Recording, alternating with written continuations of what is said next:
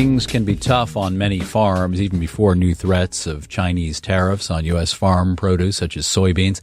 For instance, western Wisconsin led the nation in farm foreclosures last year. More than 450 dairy farms in the state went out of business. And among those still hanging on, many farmers are using their land as collateral against loans to keep operating, as Zoe Sullivan reports. So we'll start the tour here in the heart and soul of the farm in our milking parlors. Corey Brown was born and raised on this dairy farm in Wisconsin. His family has a herd of 500 dairy cows. He says he's been losing money for the past few years, and now the price of milk is not keeping up with his production costs. Farm debt is at record levels across the country, but so is land value, which is helping farmers like Brown stay afloat. We basically are operating by making what payments we can and borrowing money.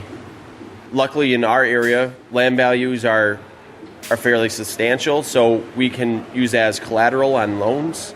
With low commodity prices and high production costs, Brown is afraid he may have to sell some of the land.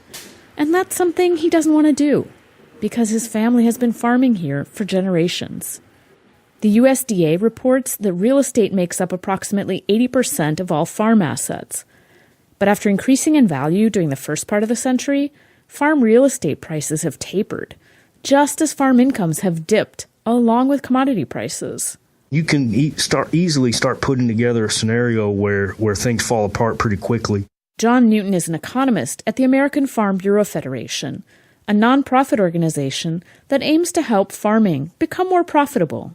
If indeed we do have another year of poor commodity prices, the debt service ratio, the amount of production that farmers need to service their debt is rising. Corey Brown's family owns 330 acres. If things don't turn around, he says they're more likely to sell the cows than they are to sell the land. But that could happen too. In Madison, Wisconsin, I'm Zoe Sullivan for Marketplace.